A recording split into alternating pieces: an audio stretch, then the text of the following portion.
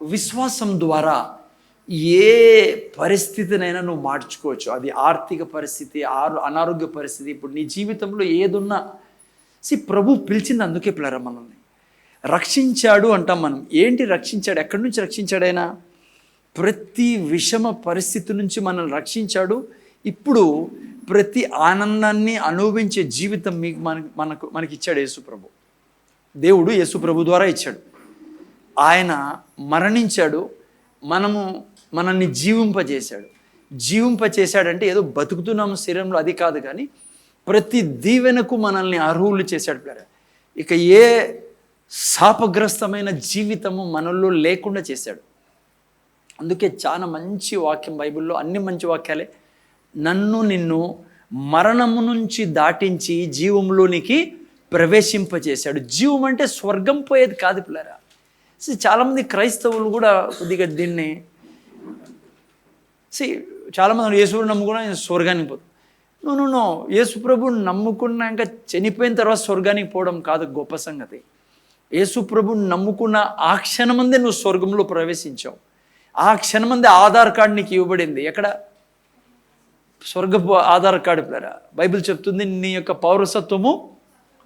అందుకే బైబిల్ మనతో ఏమంటుందంటే మనం పైనుంచి వచ్చిన వారం. అటువంటి గొప్ప జీవితంలోకి నేను ప్రవేశించి ఉన్నాం. ఏం జరిగింది యేసుప్రభుని రక్షకుడుగా అంగీకరించినప్పుడు? చాలామంది మనతో అంటారు, నువ్వు యేసుప్రభుని నమ్ముకున్నావే, ఎందుకు వాటికి పోయినావు? ఈడ లేనిదేంది, ఆడ ఉండేదేంది? చాలామంది మీకు అడిగింటారు ప్రశ్న. నాకు కూడా చాలామంది ఆరంభంలో అడిగారు, ఎందుకు అడిగిపోయినావు? ఈడ లేనిదేంది, ఆడ ఉండేదేంది, ఎందుకు దాంట్లో దిగినావంట అంటే మనోళ్ళు ఏం చెప్తారు తెలుసా? ఏం లే, కొద్దిగా బాగుంటుంది, ఆడ మనసు నెమ్మదిగా ఉంటుంది. కొంతమంది చెప్పలేరు ఎందుకు అది సరిగా వాళ్ళు. అట్లా కాదు పిల్లరా.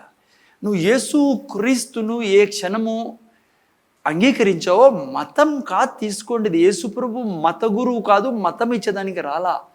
నువ్వు యేసుప్రభుని రక్షకుడుగా అంగీకరించినప్పుడు జన్మనెత్తావు. నువ్వు మరో జన్మనెత్తిండేది. నువ్వు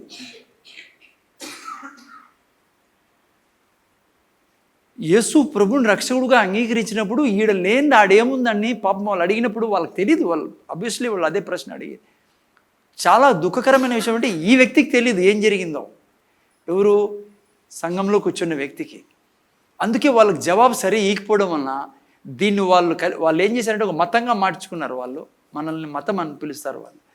నో, ఇట్స్ నాట్ దాట్. నువ్వు యేసు ప్రభుని ప్రభువా అన్నప్పుడు నువ్వు మళ్ళా జన్మించావు. అర్థం చేసుకోవాలని ఈ మాట చెప్తున్నా. ఈ పదం వాడకూడదు నేను. మనోళ్ళు అంటారు కదా, మన భారతదేశంలో అంటారు కదా, మళ్ళీ ఇంకో జన్మ ఎత్తలరా నువ్వు, ఇది నీకు కావాలంటే నువ్వు ఇంకో జన్మ ఎత్తితే తప్ప ఇది నువ్వు చేయలేవు. చాలామంది మన దేశంలో మన యొక్క ఒక మాట ఎప్పుడు చెప్తా ఉంటారు కదా, మనిషి చచ్చిపోయిన తర్వాత ఇంకో జన్మ ఎత్తుతాడు, ఆవు గాడిదు ఎందుకు అవి లేదు.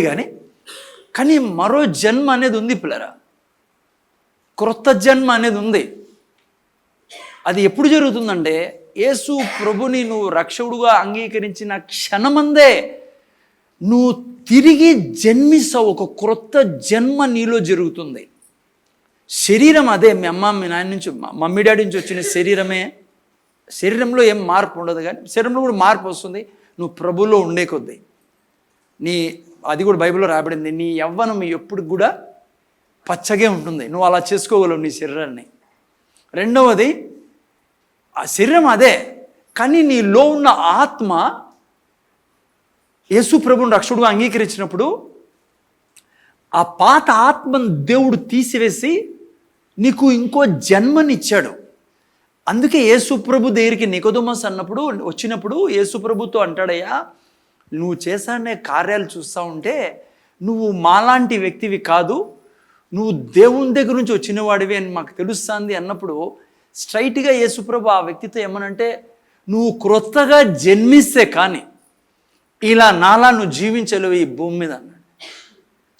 నేను యేసుప్రభు దగ్గరికి వచ్చినప్పుడు క్రొత్త జన్మను ఎత్తాం మనము. అందుకే పౌలు ఇంకా మంచిగా అంటాడు ఇంకో చోట 2 కొరింథీ 5:10 అంటాడు, ఒకడు యేసు క్రీస్తు నందున్న ఎడల వాడు, చెప్పండి, వాడు చదవండి, గట్టి చెప్పాలి, వాడు నూతన, పాతవన్నీ పాత జీవితం లేదు ఇప్పుడు ఆ వ్యక్తిలో, ఆ ఆత్మలో. అంతకుముందు నేను హలో కొత్త జన్మని ఎత్తడం జరిగింది నేను యేసు ప్రభువుని రక్షకుడు అంగీకరించినప్పుడు. అందుకే నేను బాప్తిసం తీసుకోవడం జరుగుతుంది. బాప్తిసంలో నేను భౌతికంగా దేవుడు ఇది అర్థం చేసుకొని నీకు ఏం జరిగిందో అని తెలియజేయడానికి బాప్తిసం పెట్టాడు. అందుకే ఆ పాత జీవితం చచ్చిపోయినా, నేను నీళ్ళలో మునిగినప్పుడు గుర్తేంటి, నేను చనిపోయినా, పాత జీవితం లేదు. ఇప్పుడు నాతో ఉండేది కొత్త జీవితం. నేను ముందర చూడండి, ఆ కొత్త జీవితానికి, ఆ కొత్త ఆత్మకు, ఆ కొత్త జన్మకు తండ్రి ఎవరు? దేవుడు. అంతకుముందు నా ఆత్మకు తండ్రి ఎవరు? సాతానుడు. పిల్లరా, అపవాది సంతానమా అంటాడు యేసుప్రభు ఒక చోట, పాము పిల్లలారా అంటాడు ఒక చోట. అర్థమైందా? సర్ప. యేసయ్యను రక్షకుడుగా అంగీకరించిన రోజు నాకు ఏం జరిగిందంటే, నేను లిటరలీ ఈ సృష్టి అంతా గమనిస్తుంది. ఆ సమయంలో దేవుడు నన్ను తన బిడ్డగా అంగీకరించి తన నేచర్ని నాలో వేశాడు. నేను క్రొత్తగా జన్మించాను ఆ రోజు. అందుకే ఆ క్షణం నుంచి నాకు ఈ భూమి మీద ఆధార్ కార్డు ఉంది, ఎందుకంటే ఈ భారతదేశంలో ఉన్నాం కాబట్టి. ఇంకో ఆధార్ కార్డు ఉంది నా దగ్గర, ఏంటంటే అది నేను పౌరసత్వం నాది పరలోకం. పిల్లరా, అందుకే ఎప్పుడు విడిచిన ఈ లోకాన్ని నేను స్వర్గానికి వెళ్తా, ఎందుకంటే నా ఇల్లు ఏడుంది? స్వర్గంలో ఉంది. అంతవరకు ఇక్కడ ఎందుకున్నానంటే ఆయన పని కొరకు. అందుకే మనల్ని ఇంకో మంచి పేరు పెట్టాడు దేవుడు, అంబాసిడర్ అని, తెలుగులో రాయబారి అంట. ఎవరు మనము? రాయబారులు. అమెరికా రాయబారి ఇండియాలో ఉన్నాడు, కానీ ఆయన ఇండియన్ కాదు, ఇండియాలో ఉన్నాడు అంతే. ఇక్కడ తింటాడు, తాగుతాడు, ఇక్కడ పడుకుంటాడు, అన్నీ చేస్తాడు, ఇక్కడ తిరుగుతూ ఉంటాడు. కానీ ఎప్పుడు తన యొక్క దృష్టి అంతా ఏ దాని మీద ఉంటుంది? ఆయన ఏ దేశం నుంచి వచ్చాడో అంబాసిడర్ యొక్క పని అది. ఇక్కడ ఎందుకున్నాడంటే తన దేశాన్ని ఇక్కడ అందరికీ తెలియజేయడానికి, దేశం గురించి, దేశం యొక్క పరిస్థితుల గురించి. ఎగ్జాక్ట్లీ మీరు నేను అందుకే ఉండేది. అందుకే ఇది మతం కాదు, ఇది కులం కాదు, ఇది ఏదో దిగడం కాదు, లేకుంటే ఆడలేనిది ఈడ ఏముంది కాదు. ఆడ మరణంలో ఉంటే నేను ఇప్పుడు యేసు ప్రభువుని రక్షకుడుగా అంగీకరించిన తర్వాత జీవంలోకి ప్రవేశించాను.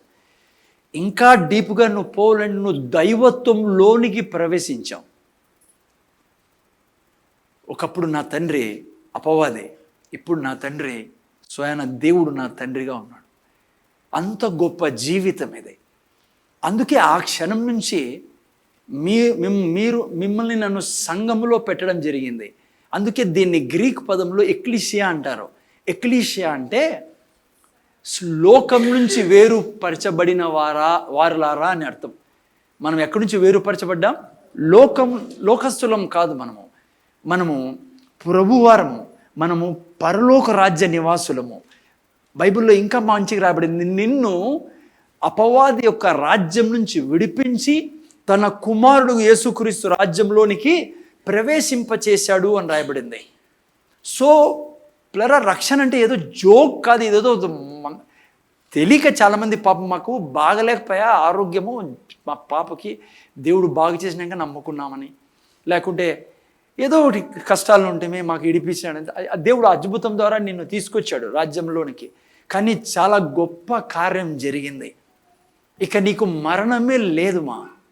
యేసయ్యను రక్షకుడుగా అంగీకరించిన తర్వాత నీకు మరణం లేదు.